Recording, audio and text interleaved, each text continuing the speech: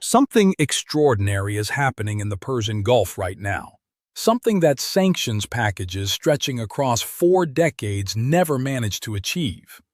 Iran is not losing a battle on a conventional battlefield. It is losing one it never even had a chance to fight: the energy war. The United States naval blockade of Iranian ports, now fully in force since mid-April, is severing, one by one, every artery that keeps the Iranian economy alive. And the effects are arriving faster and more brutally than Tehran ever anticipated. What makes this moment so striking is not just the military precision of the American operation. It is the cascade of decisions by regional players, particularly the United Arab Emirates, that are closing off Iran's escape routes at the same time. Within days of each other, the U.S. tightened its naval grip, the UAE announced it was leaving OPEC entirely, and Iran's own security establishment held an emergency meeting to acknowledge, in writing, that the regime may have very little time left. These events are not coincidental. They are connected. And together, they are producing what analysts are calling the most severe compression of Iran's energy economy in the Islamic Republic's history. To understand how we got here, we need to go back to the first mistake, the one that set all of this in motion. When the United States and Israel launched military operations against Iran at the end of February, the Iranian regime's strategic response centered on its most famous card: the Strait of Hormuz. By threatening Gulf states, spreading fear of prolonged conflict, and restricting passage through the world's most critical energy choke point, Tehran believed it could hold the global economy hostage and force a negotiated outcome on its own terms. What the regime failed to anticipate was that this very strategy, the threat, the intimidation, the weaponization of Hormuz, would drive its Gulf neighbors directly into the arms of Washington, accelerating a realignment that Iran cannot reverse. The regime, in effect, built the trap and then walked into it. Now, let us look at what that trap actually looks like on the ground, starting with Iran's oil storage crisis, which is the most time-sensitive dimension of the entire confrontation. Before the blockade was imposed, Iran was exporting approximately 1.85 million barrels of crude oil per day. That number, confirmed by maritime intelligence analysts tracking tanker movements, represented the backbone of the Iranian state's revenue. 2 weeks after the naval blockade took effect in mid-April, that export figure had crashed to around 567,000 barrels per day, a collapse of roughly 70%. Oil that was being produced was no longer reaching buyers. It was piling up inside Iran's own storage infrastructure with nowhere to go. The numbers that followed were alarming. Analysis from Kepler, a leading commodity and shipping intelligence firm, estimated that Iran had between 12 and 22 days of unused crude storage capacity remaining as of late April.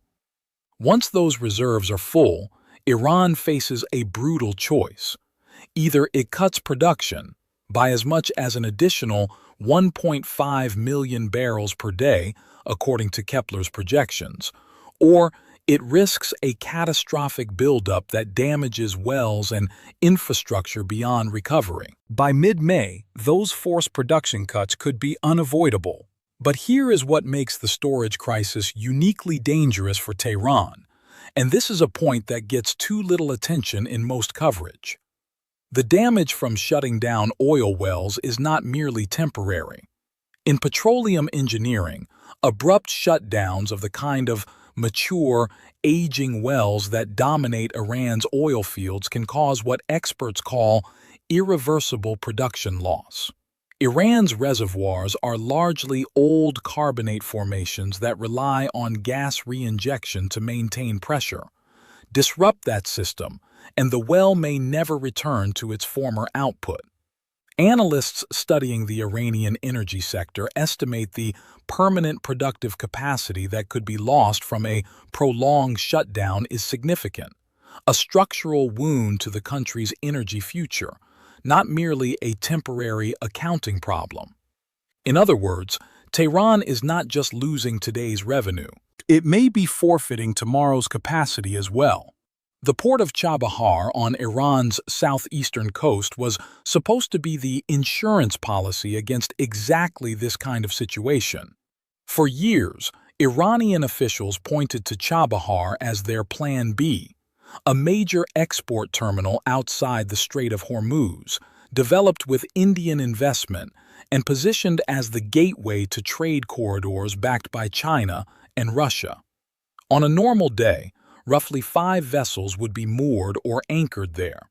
Today, according to official U.S. military statements, more than 20 tankers and cargo vessels sit jammed and waiting, unable to leave because the U.S. Navy is also stopping Iran-linked vessels in the Gulf of Oman. Chabahar is not a relief valve. It is now a parking lot. Making matters worse, the geopolitical scaffolding that once supported Chabahar's strategic value is crumbling. India, which had invested in the port's development, has moved on, redirecting its commercial focus toward the UAE's Fujairah port, a shift that represents not merely a business decision, but a clear signal from a country that once sought to maintain ties with Tehran that the calculus has fundamentally changed. Iran's bridge to Asia is being dismantled even by its former partners. And that brings us to the UAE's extraordinary move, the decision that shocked Tehran and reshaped the entire energy landscape of the region in a single announcement. The United Arab Emirates confirmed that it is leaving OPEC, effective the 1st of May. The decision had been building for years over production quota disputes, but the timing, in the middle of an active conflict with Iran at the center, was no accident. The UAE made clear it intends to chart its own energy course, unconstrained by cartel agreements, and the instrument that makes this possible is a pipeline that strikes at the heart of Iran's leverage. The Habshan-Fujairah pipeline is a critical piece of infrastructure that runs from the UAE's inland oil fields directly to the port of Fujairah on the Gulf of Oman, bypassing the Strait of Hormuz entirely. It is the UAE's direct route to global markets without passing through waters that Iran controls. As the conflict has escalated and Hormuz has remained effectively closed to normal commercial traffic, Fujairah has emerged as one of the few functioning oil export arteries in the entire Gulf region. Data shows that oil exports through Fujairah rose substantially in March compared to the previous month, as producers scrambled to use any route that worked. By exiting OPEC, the UAE eliminates the quota constraints that previously capped how much oil it could pump and sell. Its production capacity is estimated at nearly 5 million barrels per day, far above what OPEC rules allowed it to export. As conditions allow and infrastructure expands, the UAE can progressively increase its market presence, offering a credible alternative to Iranian and Gulf oil that no longer depends on Iranian permission to flow. Analysts at major financial institutions have noted that the near-term impact of the OPEC exit may be limited while Hormuz disruptions persist, but the strategic direction is unmistakable. The UAE is positioning itself to fill the gap that Iran is being forced to leave. For Iran, this is a two-front loss.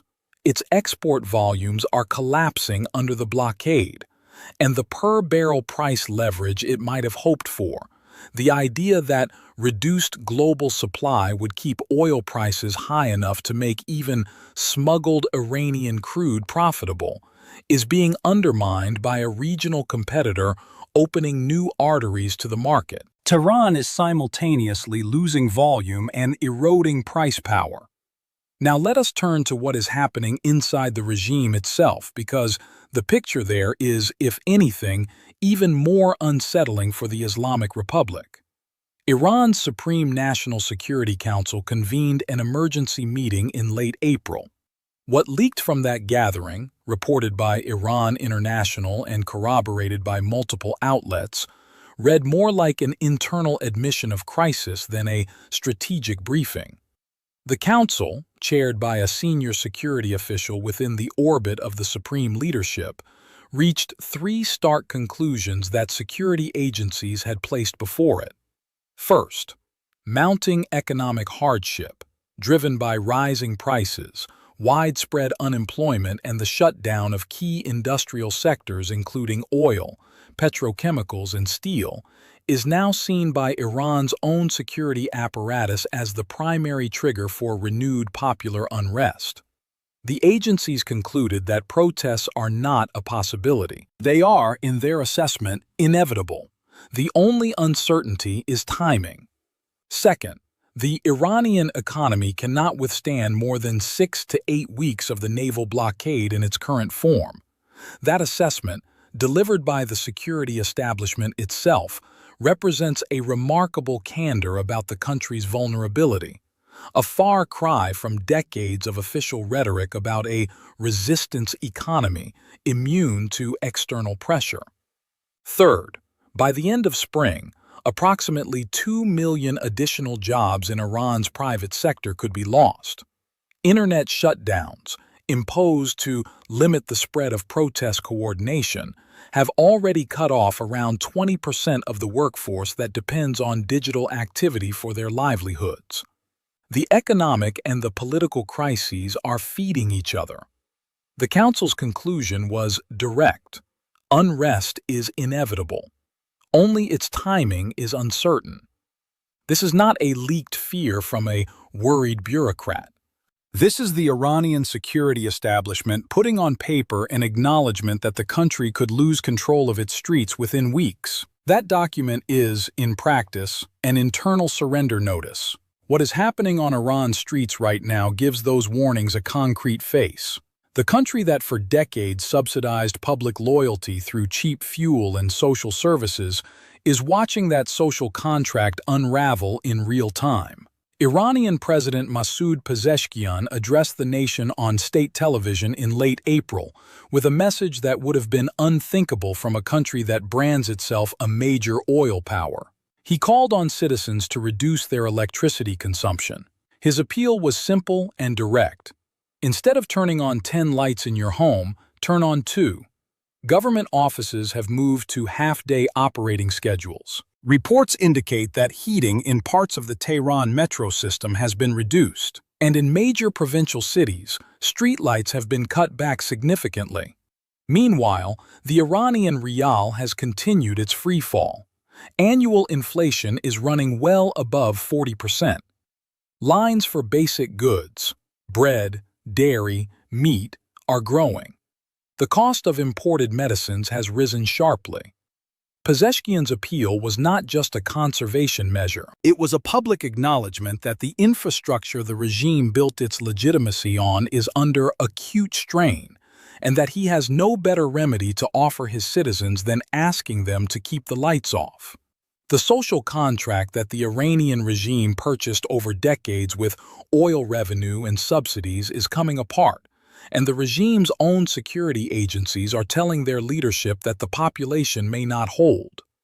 There is a dimension of this crisis that extends beyond Iran's borders and illuminates just how thoroughly the regime's strategic calculations have failed. For decades, Tehran directed a substantial share of its oil revenues not toward domestic development, but toward maintaining a regional network of armed proxies, a forward deterrence strategy that gave Iran influence and leverage across the Middle East without requiring its own forces to fight directly. Hezbollah in Lebanon, the Houthi movement in Yemen, Shia militia groups in Iraq, all were sustained by Iranian financing. That financial artery is now under severe pressure. Reports indicate that Hezbollah's operational budget has contracted sharply. In Yemen, the Houthi forces are operating on depleted stockpiles. In Iraq, militia groups that formerly received regular transfers from Tehran are reporting that funding has stopped arriving. The proxy network that took 40 years to build and billions of dollars to sustain is now running on empty. A soldier, a missile, a proxy group. All of it requires money, and money is no longer flowing into Tehran's treasury at the volumes the network requires. The regime chose, over and over, to invest in regional power projection at the expense of domestic resilience. That choice is now being presented as the bill. U.S. Treasury Secretary Scott Bessent was explicit about the trajectory of this crisis in a statement issued in late April. He warned that Iran's oil pumping capacity is beginning to shut in, a technical term for the forced idling of wells, and that continued blockade enforcement will push that process toward collapse. He predicted bluntly that gasoline shortages inside Iran itself could follow, a scenario almost without precedent. A country sitting on some of the world's largest proven oil reserves facing domestic fuel shortages because it cannot move its own product. No confirmed shortages had materialized as of the time of this reporting, but the warning reflects where the trajectory leads if the blockade holds. And satellite imagery reviewed by analysts has shown that Iran has been using retired, previously decommissioned tankers as floating storage units. Vessels pulled from effective obsolescence and pressed back into service to hold crude oil that has no buyer and no route to market. The naval enforcement that is making all of this possible deserves closer attention because it represents something genuinely unprecedented in modern maritime history. This is not a package of financial sanctions. It is a physical blockade. Ships stopped, searched, and turned around in real time on the open ocean. The U.S. Navy and the 31st Marine Expeditionary Unit have been conducting systematic enforcement operations across the Gulf of Oman and the Arabian Sea.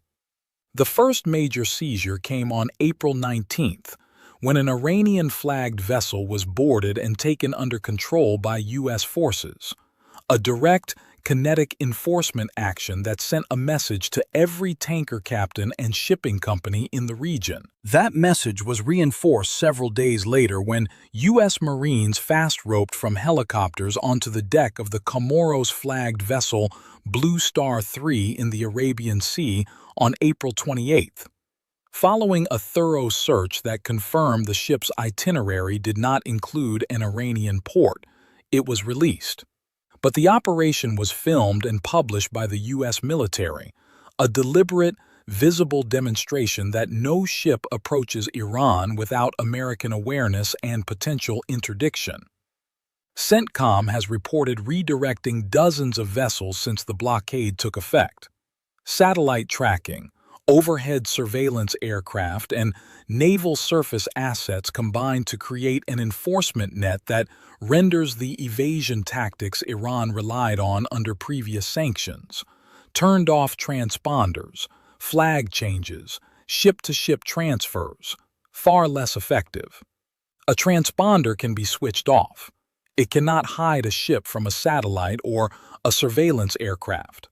A flag can be changed. It does not stop Marines from boarding. The insurance industry has responded accordingly. Underwriters have canceled or drastically repriced coverage for routes associated with Iranian ports. Tanker owners have removed Iran from their operational maps. Asian buyers, China most prominently, have substantially reduced their intake of Iranian crude because taking delivery now carries the risk of losing the vessel to interdiction. The commercial logic that once made the Shadow Fleet functional is being disrupted at the fundamental level. What no sanctions regime managed to do in 47 years, the blockade is achieving within weeks. The Iranian regime had spent decades cultivating a mythology of resilience, the resistance economy, the ability to withstand pressure. "We have never collapsed" was not just a slogan.